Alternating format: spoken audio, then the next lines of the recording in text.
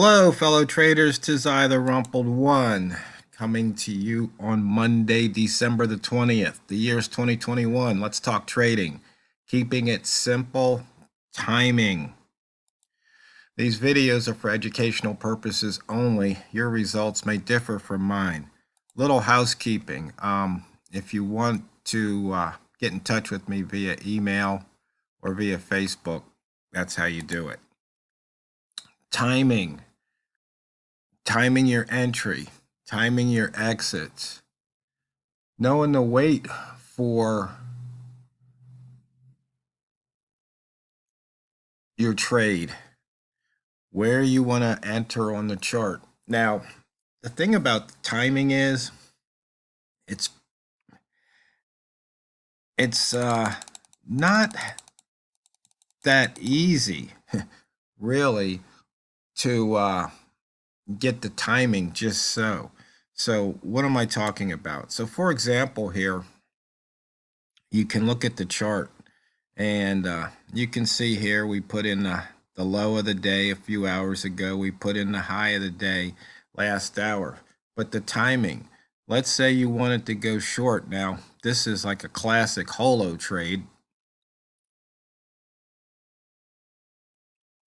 But you want to know about the timing. It's like, because you entered a trade and it just seems like for whatever reason, price goes the other way.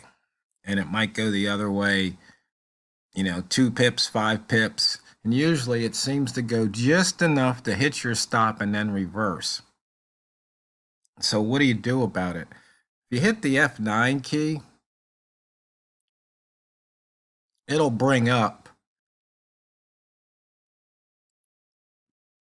the tick chart.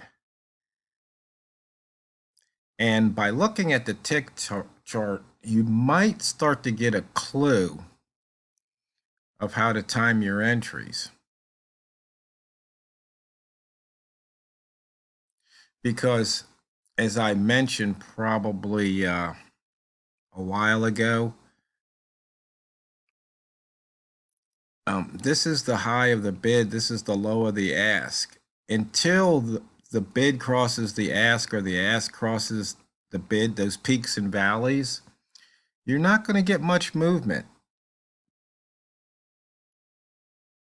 And that's why a lot of times you'll see price not go in your direction. So you can see here we had an uptick to the 24, and you can't scroll back, unfortunately, on this to see where price is. So you have to kind of remember. So right now it has to go above 248 for price to go up.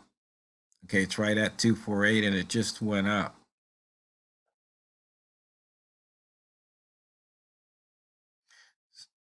And just that quick, you see price went back down. And right there, you see price drop below that peak. So at that point in time, price was going down, but now you can see it's wavering again. And so what you're going to have to do is you're going to have to watch the pair you're trading and start to plot those peaks. Now, of course, I've got an indicator I wrote that shows all that. I'll put that up maybe later in the week. But I wanted you to understand about this timing here. And so a lot of times you might have to do something that's counterintuitive. So for example, if you wanted to go short, you want to see price go up and then come down. So you might enter when you see price go up, but if it doesn't break the that valley here, then price is probably going to come back down. And that's just one of the little things you can look for to really time your entry. The other thing what you can do is, rather than try and nail the entry per se, let's say you're trading one lot. Well, instead of putting on a one lot trade, boom, just like that, maybe you divide it up into 2 pieces, 3 pieces, 4 pieces, 5 pieces. And so you enter a partial trade, then it goes against you, and you just see how far it goes and it stops. You enter another one. Now you've averaged in, per se, but you're building a position. You're not averaging in on a losing trade. You're building a position in the area you want to trade. So as you can see here, the high of the day was 44.1, and this particular bar had a high of 43. So maybe you averaged in. So possibly if you jumped in right at the open and then you averaged in here, so between say 39 and 43, you'd be in at 41, which is actually a better price than the holo trade.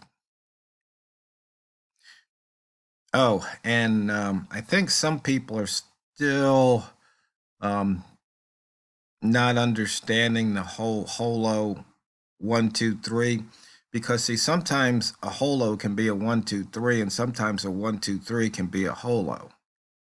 So in this particular case, the holo is a 1, 2, 3, and the 1, 2, 3 is a holo. So this is the highest open for the day, and on a 1, 2, 3, you see it made that previous high, the daily high right there. That was the current daily high. So in the next trade, you want to go short at the open. Now the holo, it doesn't matter whether or not the previous bar made the high of the day. You're just trading across the highest open. And there's another trade. Somebody wanted to know, does this work on the daily? And the answer is yes, it does. So if I switch over to a daily chart here,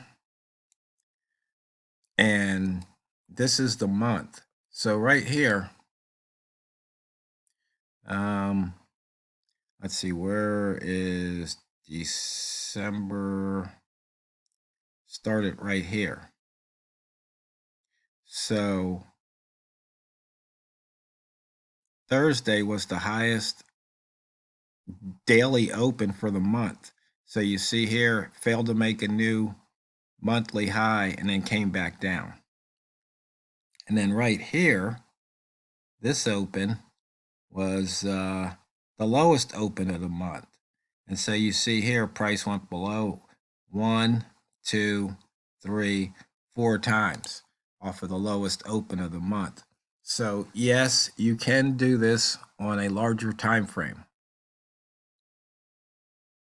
Now I appreciate the comments. I asked over on Facebook, I guess I can ask here. I'm wondering why I have, thousands of subscribers, but my videos are only getting 100 or so views. And there was a lot of interesting answers, like, well, because I don't have pictures of Ferraris, you know, I don't attract that crowd, and I'm not offering I never talk about getting rich quick, and so I'm not appealing to that crowd. And I guess, somebody said, well, who's your target audience? And it's basically, traders who trade Forex, because that's what we focus on here. Traders who, if they're interested in the indicators, who are on the MT4 platform, but that's kind of secondary. And it's like, is it experienced traders? Is it beginning traders? I say yes and yes.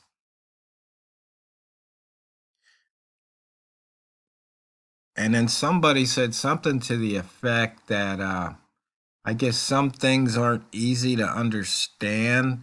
So whenever somebody says that, I said, well, you have to, show me a chart, ask a specific question so maybe I can clear it up. Because if somebody says I don't understand, well, what exactly don't you understand? And they go, well, everything. I go, well, let's narrow it down. Let's take it apart piece by piece. Is it that you don't understand what a candle is? You don't understand what the daily high low is or the open price?